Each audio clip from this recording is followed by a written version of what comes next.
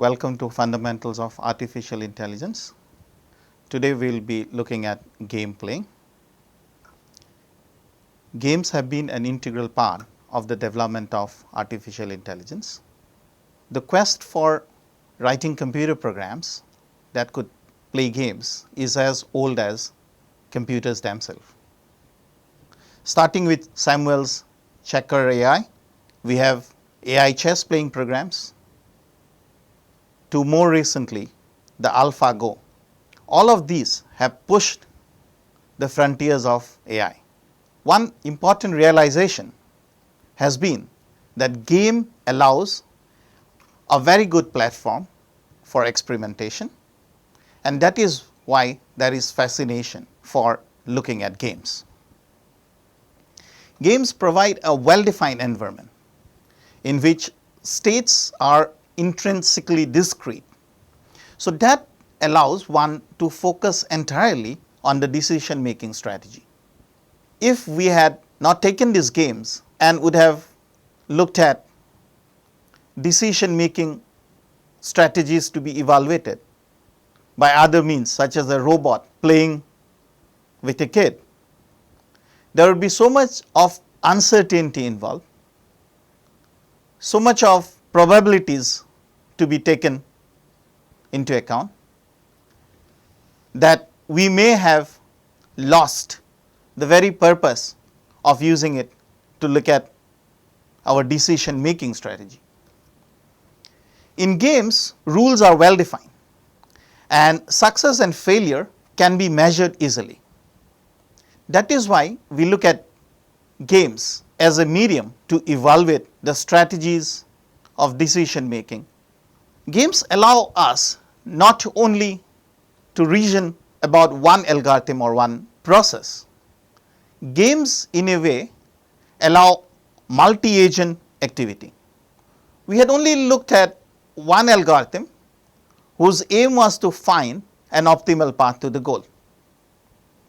Bringing in the idea of games, we could now involve more than one agent, and the interaction between agents has mostly been studied by extracting them as games. Here we will look at a group of games which are called board games, such as chess, checkers, or more commonly played the tic-tac-toe. Let us now quickly review the characteristics of these board games before we move on to talking about how these games are to be dealt with within AI. Board games are those which you play on a board. We are talking of two-person games. That is, we have exactly two players. These games are zero-sum games. Now, zero-sum games are those where one player gains, the other player loses. So it's like A's gain is B's loss if A and B are playing a zero-sum game. We are talking of here games which are complete information games. Complete information games are those in which both players have access to all the information. That is, they can see the board and thus know the options that the other player has. The other important characteristic of board games that we will deal with is that we are talking of games which are alternate moves. That is, the two players that is involved in the game takes turn to make their moves. And finally, we are talking of deterministic games. Deterministic games are those which does not have any element of chance in the moves that one make. So in this portion of our course, we will be looking at how one has a winning strategy for a board game, but then the board games that we will be talking of would be restricted to two-person, zero-sum, complete information, alternate moves, deterministic games. Now let us take a very simple game to illustrate what we mean by these characteristics of a game. This game is called the Grundy's game. Many of you must have played this while you were young. The game involves two players and we have a stack of pennies, a single pile of objects, either a stack of pennies or people will even put 7 stones one above the another to make one single pile. The idea of the game is to then divide the stack into 2 stacks that are unequal. So, you start with stacking 7 stones. If it is the opponent's turn, he will then break it up into 5 and 2. So, the first player divides the original stack and then each player alternately does the same to some single stack when it is his turn. The game proceeds until every stack has either just 1 penny or 2, because at that point of time you cannot divide the stack into 2 stacks that are unequal and continuation at that point becomes impossible. The player who first cannot play is the loser in this game. So, let us look at Grundy's game. Here I have 7 pennies in one single stack and it's mean's turn to play. Now, in such game we have a notion of 2 players. One is called the mean, the other is called the max. We will see why they are called mean and max in a moment. But now let us say the player mean starts to play the Grundy's game with 7 pennies in a single stack. Now, a little thought if you give, you will realize that 7 can be broken up into 2 unequal stacks in 3 ways. I could have in one stack 6 pennies, in the other stack a single one, or I could have 5 and 2, or I could have 4 and 3. This is what has been shown as the next level of the game. So, mean starts playing here and then breaks it into a stack of 6 1, 5 2 and 4 3.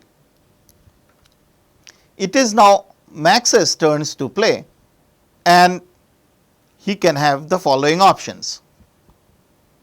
Max could break the 6 1 into either a 5 1 stack and the original 1 stack already there. So, there would be 3 stacks now, 5, 1 and 1, or Max would break it into 4 2 with the original 1 remaining there.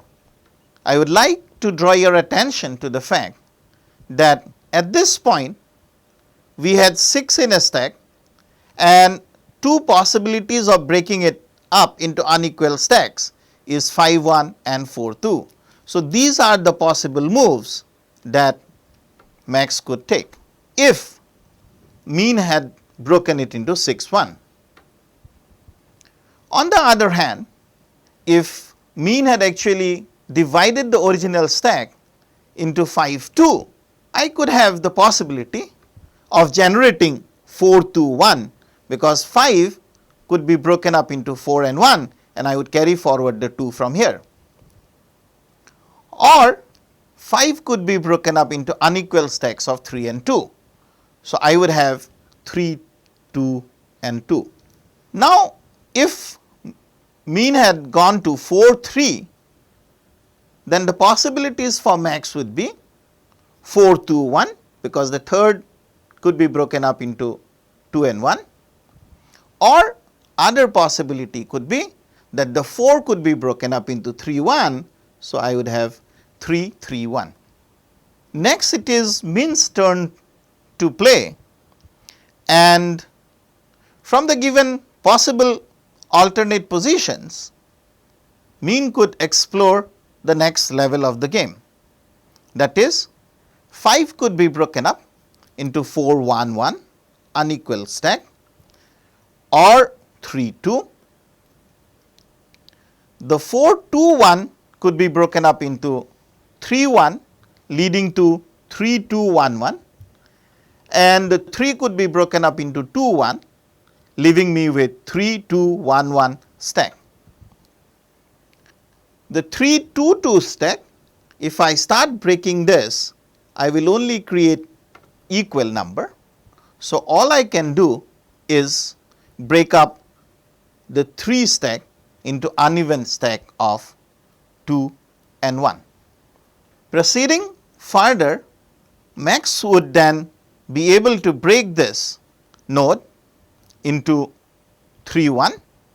The second one would be possible to be broken up into 2 2 1, and the only possibility now left with mean is that he can work on this node. Here it is not possible for mean to break it up into unequal stack, because I have 2 2. Even if I think of breaking this stack, all I will have is 1 1 penny in each stack. So, it will not be a legal move according to the rules of Grundy's game. At this point, mean can play and break it up into 2 1 1 1, at which point Max will not have a possibility of moving any further. So, this is the total tree of the possibilities of Grundy's game with 7 pennies in the initial stack. Now, if you look at the winning strategy for Max, what should Max do to ensure that he will win this game? We can note that no matter what Win does in this game, that means no matter what mean tries to follow, Max can always win this game. This is precisely because at the first instance here at the top, mean can follow 3 paths, which is either to 6 1 or to 5 2 and to 4 3. Once he follows these 3, one of the 3, Max can ensure and come to 4 2 1 or to 3 3 1.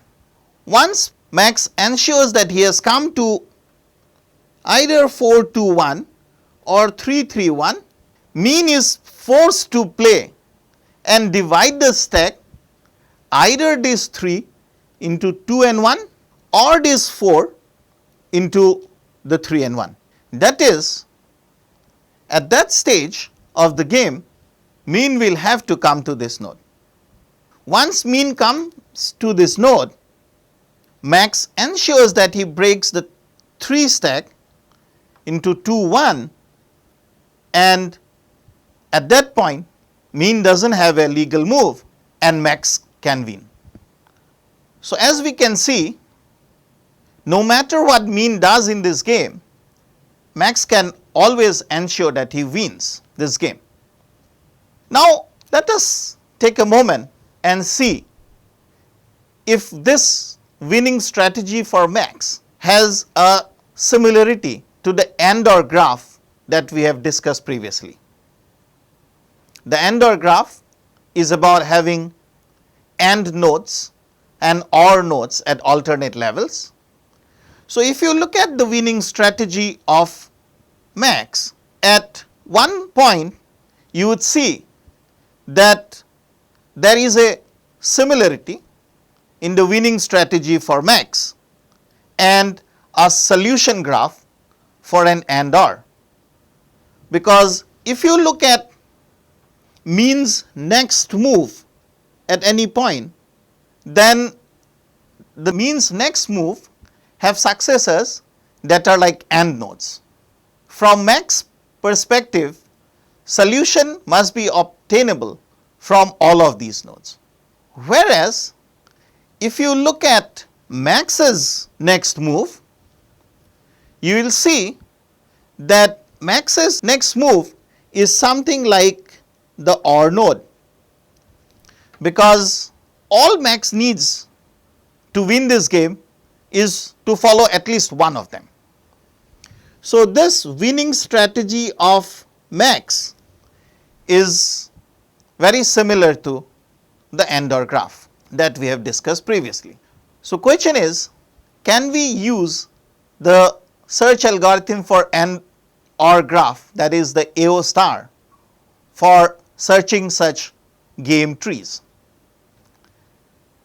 Many simple games actually can be handled by such search techniques that are analogous to those used for finding AND/OR solution graphs. For more complex games such as chess or checkers, the AND/OR search to termination is out of question.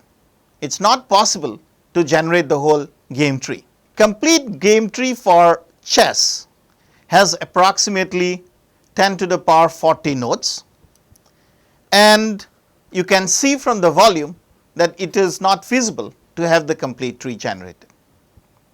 It would take some 10 to the power 22 centuries to generate the complete checker tree, if a successor could be generated every 1/3 of a nanosecond. So, what do we do when we have to search for solutions in such complex games? For complex games, search to termination is impossible. So, our goal in searching such a game might be just to find a good first move rather than the best move possible that would take me to a win. So, we could make the move the best possible right now and wait the opponent's reply, and then we could search again to find a good first move from this new position. So, extract from the search graph best first move, that is what we want to do. This estimation we can make by applying some evaluation function to the leaf nodes of the search graph. In order to do that, let us introduce a couple of concepts before we move on to talk about an algorithm to do whatever we have highlighted about searching complex games. We introduce the concept of a game tree. A game is represented by a game tree. A game tree is actually a layered tree, that is, at each alternate layers we have the two players playing. So, at this layer max would be playing, the next layer it is mean playing, thereafter it is max again. So, a game tree is a layered tree in which at alternate level one or the other player makes the choice, and we have what are called the max layer and the mean layer. Now, a game starts at the root here with the max player starting the game and ends somewhere at the leaf nodes. The leaves of a game tree are labeled with outcomes of the game and the game ends there. Let us look at a game tree more closely. So, here is a game tree with the first being the max level, then the mean level, here it is max, then mean, max again, mean and max again. Recall that we are talking of board games which are two players games. So, two players are involved and the game is alternate moves, that means one player makes a move and then the next player makes a move. So, in this game tree the leaf nodes actually shows the possibility of win, loss or draw for max. So, now you should recall that we are talking of a zero sum game, that is a game where one can win then the other must lose, or it could be a draw. So, here L refers to the loss for max D refers to the draw, and W refers to a win for max.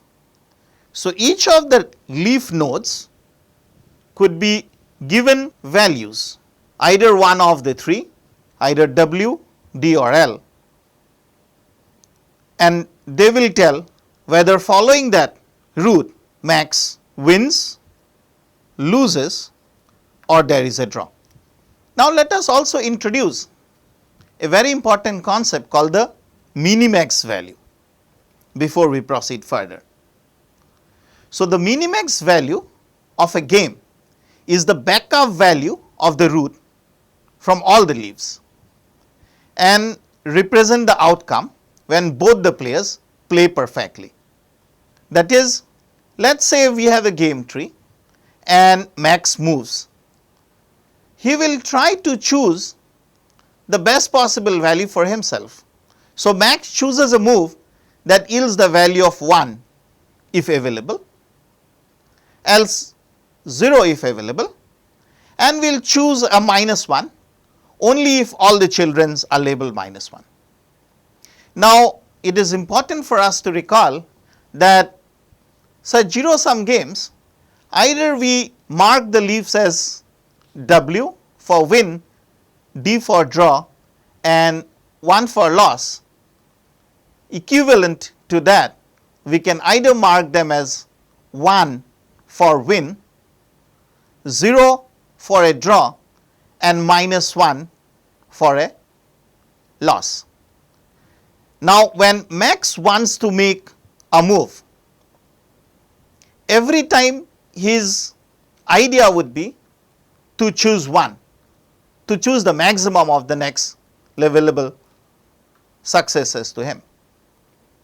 So, he would try to get 1 if available, else 0 if available, and max will choose a -1 only if all the childrens are labeled -1. So, backup rule for mean is exactly the opposite of this, and the mean max value of the game is the backup value of the route from all the leaves. So, here is example for understanding what the mean max rule does. The mean max rule backs up values from the children of a node. So, for a max node, it backs up the maximum values for the children. For a mean node, it backs up the minimum. Like here is the root node and max is playing at the game. Now, we have a leaf node mark L and we have another leaf node mark D. There are leaf nodes marked D, L, N respectively here. Now, remember that this label, it is mean who is playing. At this level, it is max who is playing the game.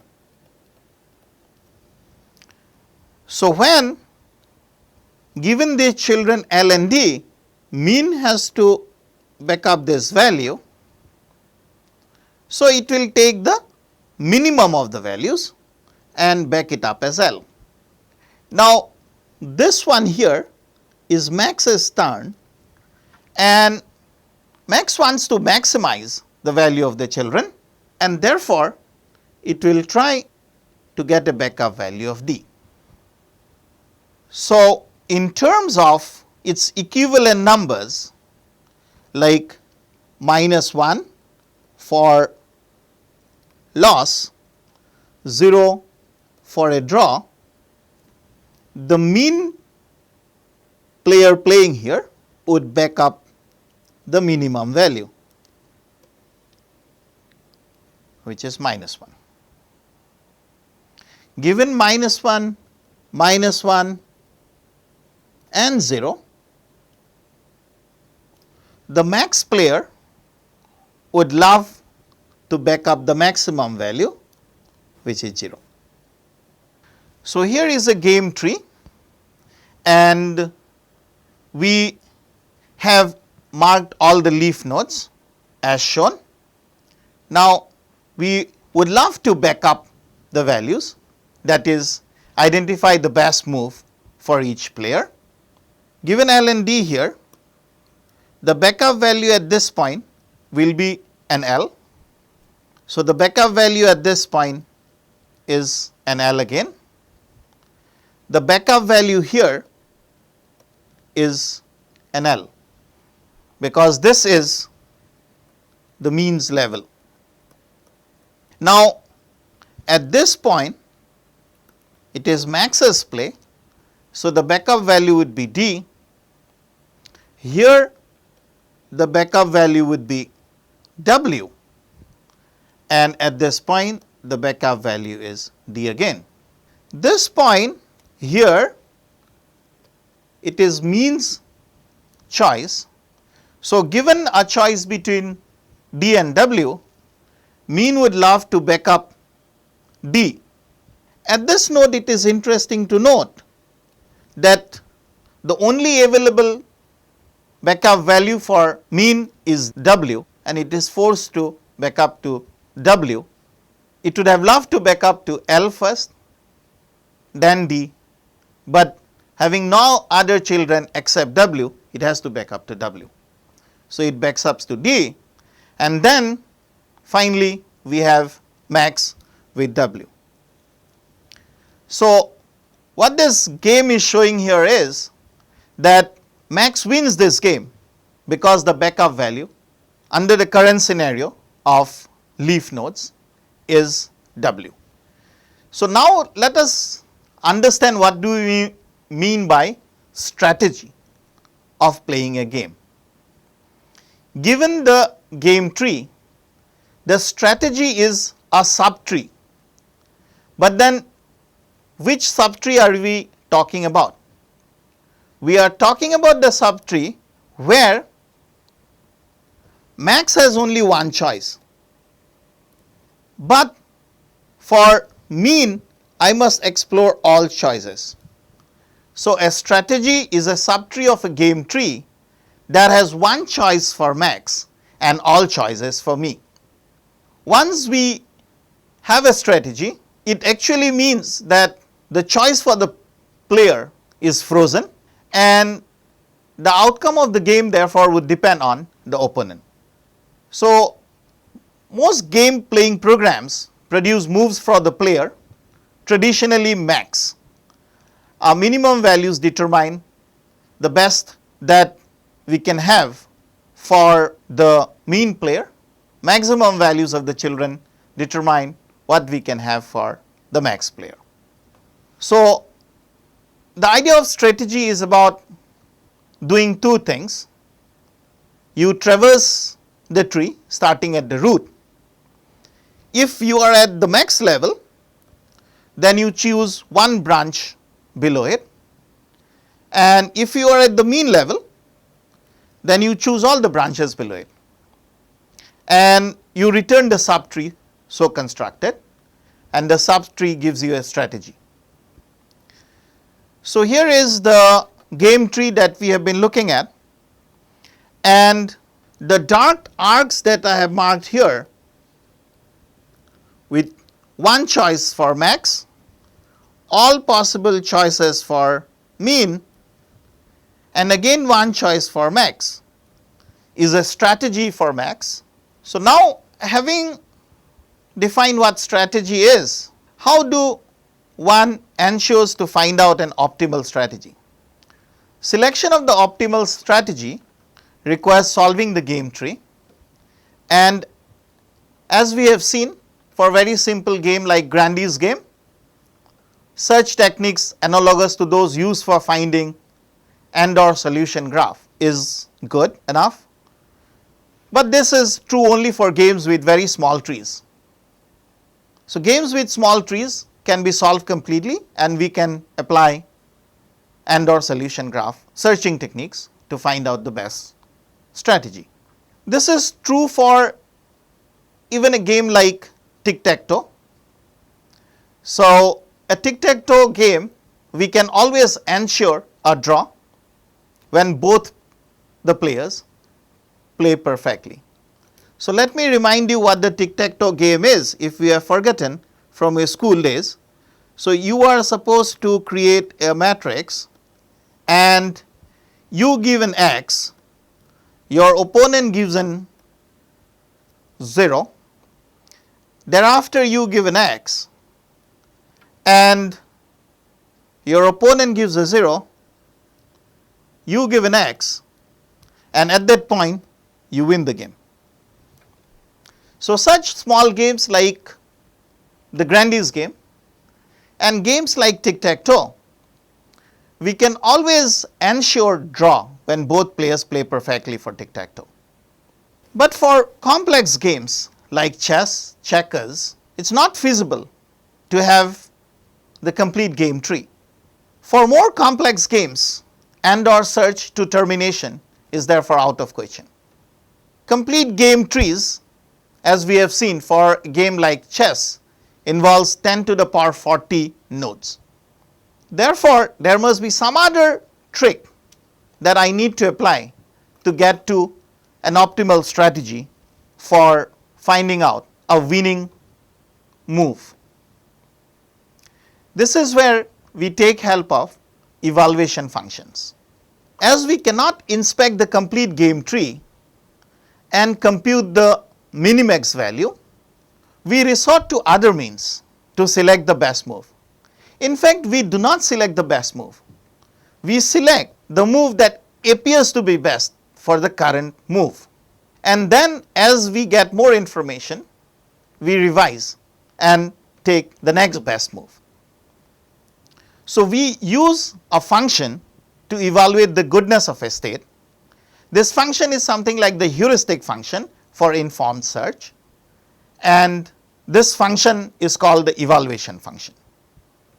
Evaluation function is applied to the intermediate nodes, and they allow us to pick up nodes that appears best. So, let us go back to our game of tic-tac-toe and try to understand the use of an evaluation function. Let us say this is the current position of a game of tic-tac-toe. So, I now have to give an x. So, the possibilities of Max is that he can give an x at this corner or an x at the middle. There is a possibility of Max putting his cross here and at this location or at this location. So, we have 5 possibilities for Max in this current scenario. Question is, which is the best move for Max to go from here? In order to answer that question, we will use an evaluation function for tic-tac-toe. So, let us look back at this tic-tac-toe node. We define an evaluation function which is the number of directions open for Max minus the directions open for mean. Now, in this position shown on your screen, you have directions open for Max as this one, 1, 2, 3, 4, 5 and 6. So, the directions open for Max are 6. Now, let us take a moment and see what are the directions possible for mean. When I say directions possible for Max or mean, I mean here directions that could ensure a win for the player. So, we have one direction in which mean could win this game, 2, 3 and 4. So, the number of directions which are open for mean is 4, and therefore, we would evaluate this current state configuration as 2. for max. Now, there are two interesting values that one needs to understand. I say the value of the evaluation function is positive infinity if it ensures that I have a win for max, and if there is a win for mean, I say the evaluation function evaluates to negative infinity. Given this definition of an evaluation function, and given the fact that I am looking for the best first move for my max player given a state configuration as shown, and want to evaluate the 5 configurations one after another, let us try to play for min. So, once I have come to this location marked with the circle on your screen, let us see what are the different moves possible for mean. So, as shown here, mean could have 0 at this extreme left, or a 0 in the middle button row, 0 at the bottom of the right, or a 0 at the middle of the right. Using the evaluation functions that we have defined, we would compute the values. So, number of positions open for max at this location is 1 and 2. So, we have a 2 there. Number of directions which is open for mean at this location is this. So, we have 2 minus 1, 1 as the value of the evaluation function. The number of directions open for max is 1, 2 and 3. The number of directions open for mean is only this, which is 1, and therefore, the evaluation function is 2.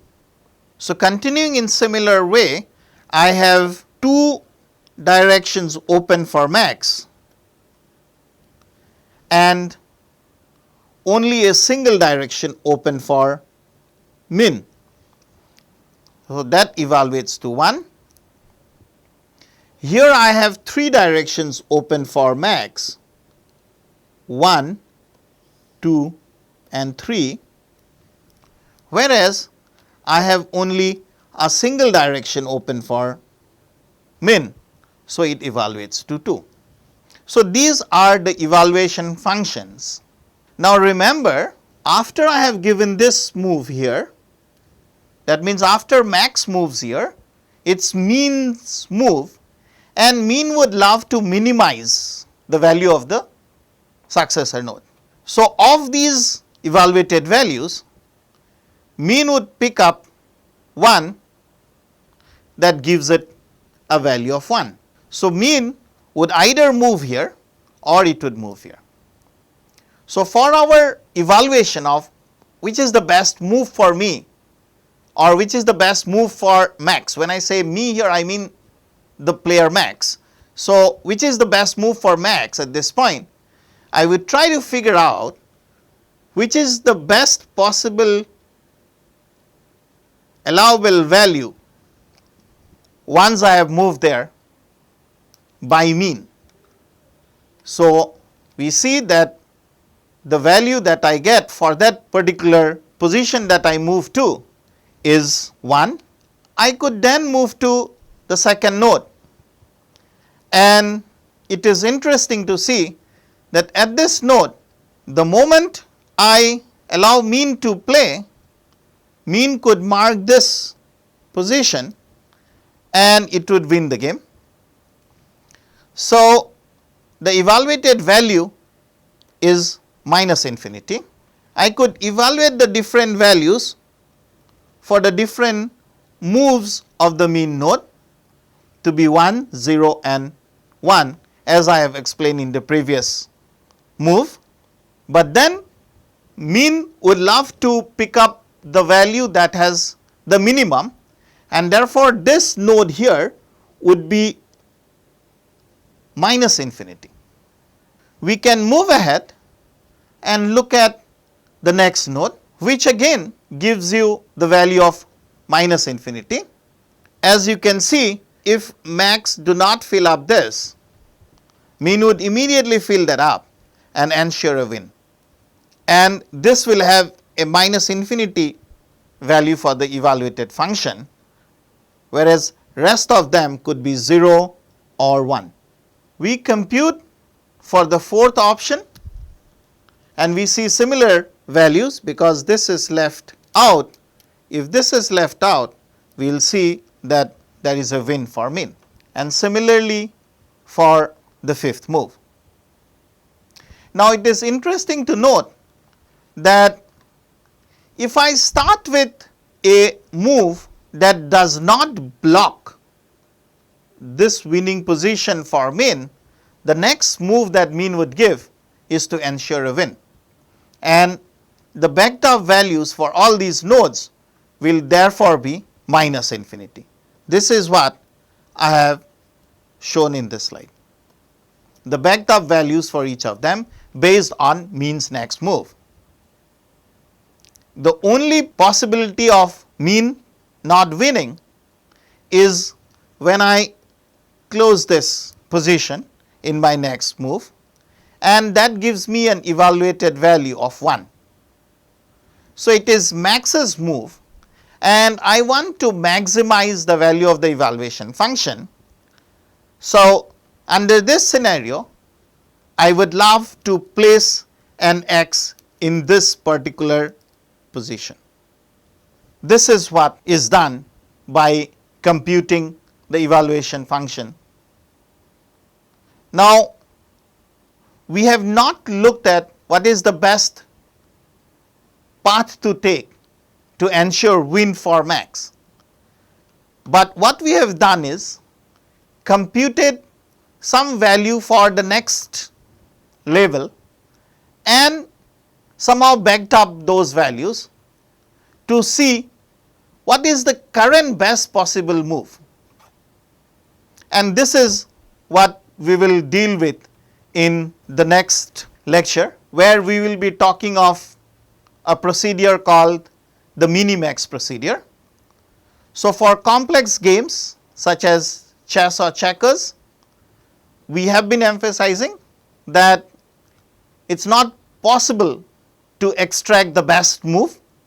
So, a good first move is all that I can extract, and this I do by a procedure called minimax. What we do in this is we back up values on the evaluation of the tip nodes and continue to back up values level by level until finally the successor of the start node are assigned backup values. The entire procedure actually rests on the assumption that the backup values that I get are more reliable measure rather than directly applying the static evaluation function. This is what we will see in the next lecture. Thank you very much.